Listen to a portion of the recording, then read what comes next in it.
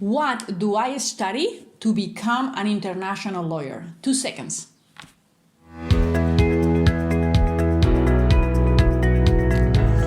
I can think of 2 questions posted by 2 of you. One of it is I want to study law, but I live in Russia, and if I study law in Russia, I would never be able to be a lawyer in Ecuador. So my family, my friends are telling me don't do it. Another one of you has said, what can I study as a postgraduate degree to become an international lawyer? First question, what do? We live in Russia.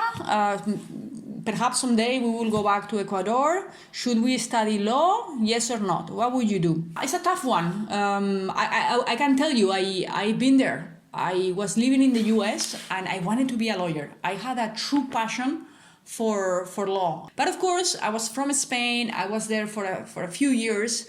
No one thought that I would be living abroad for more than 20 years as I have been now. So family and friends were telling me, no, don't study law. Plus, if you want to study law, there are so many lawyers in Spain. You will never have a good salary. You will never have a good position. Don't do it. Something that I say a lot, and it may seem very vague and too big for an advice, but I always say follow your heart. Why? Because if you follow your heart, you will succeed at what you do. If you like what you're doing, chances are that you will spend more time. Plus, you will be happy at all times. Should we study law if we live in Russia and someday we can go to, we want to go to Ecuador? Well, there are things that you can do. You can perhaps later on study another degree in Ecuador to qualify to take the bar in Ecuador. I mean, you need, this is very specific and I'm not familiar with the requirements in Ecuador. You have as many different requirements as different jurisdictions. So you would need to know very well, but it's impossible. Who can be a lawyer everywhere? Well, I will tell you now. In a few minutes, I will be telling you because it's possible. But if we are thinking of the general lawyer, we want to do all kinds of law, general lawyer, this is very difficult, in my opinion, in the 21st century because things are so specialized. How can you be a finance lawyer and handle divorces, for example? And this takes us to the other question. What can I study after my law degree as a master's or as a doctorate to be an international lawyer? Let's think a little bit. Do you think if you study, for example, to become a divorce lawyer in Spain, will be able to take you to be a divorce lawyer in the UAE? Chances are very, very slim. In this case, it will be very difficult because in order to handle a divorce in the UAE, you need to be a local lawyer. And what is a local lawyer? A local lawyer is an Emirati lawyer, or you could be you could speak Arabic and work for an Emirati lawyer. And under his or her umbrella, you will be able to go to court. But you won't be able to work as a divorce lawyer or a litigation lawyer before the courts of the UAE if you don't speak Arabic and you don't go through this. So chances are very little. Plus, probably divorces in Spain, probably not. They are very different than divorces in the UAE.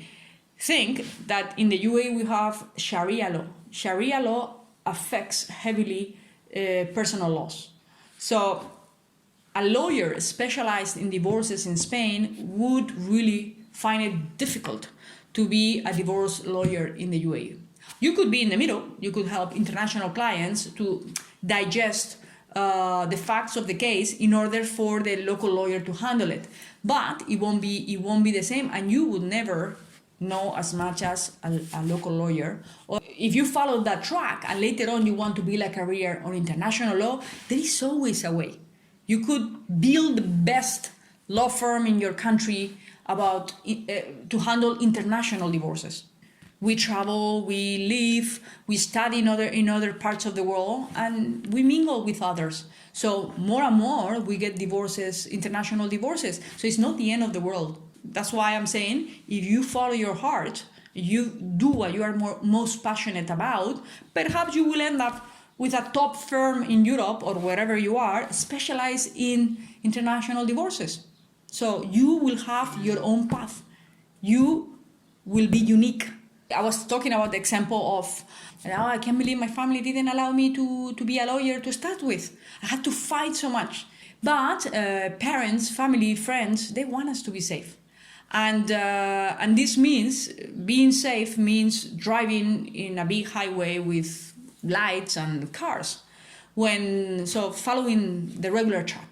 If it's midnight, you don't have a phone, and you want to take a back road, probably everyone will tell you don't go there. But maybe you take that back road and you find a beautiful small town, and you end up living there forever, right? But this is the same thing as not studying to be a divorce lawyer, because this will never take you anywhere international, and then later on being a leading lawyer for international divorces in your country. So be unique, follow your track, even if you don't have a phone, and even if there are no lights in the pathway. Yeah. So these questions really take us to the second question, which is, what can I study? As we were talking, what can I study to build a career international? And we were saying divorces, very difficult. But what do you think about arbitration? Arbitration or maritime law? Take the example of arbitration. In arbitration, processes are more or less the same. Plus, you have the English factor. What happens to divorce cases in Spain? They take place in Spanish. No chance. What happens to divorce cases in the UAE? Arabic. No chance. What happens to arbitrations?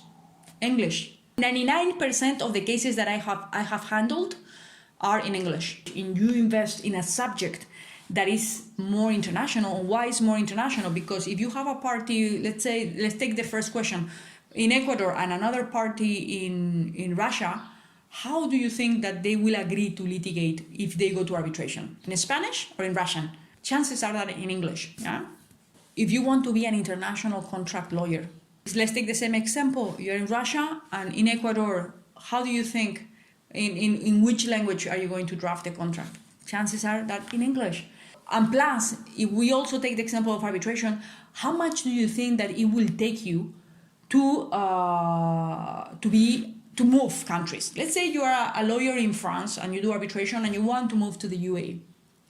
First of all, the UAE is going to value a lot, significantly, your experience in France. And second of all, it's going to take you very little to know the specific regulations about arbitration. For example, when I arrived to the UAE almost 13 years ago, we had about 20 articles in the Code of Procedure about arbitration. Today we have a new law since 2018, but it doesn't take you more than an hour to have a very slow reading of it. In addition, of course, you need to know how the courts are treating arbitration cases. You also need to know if there are treaties, if they are part of the New York Convention.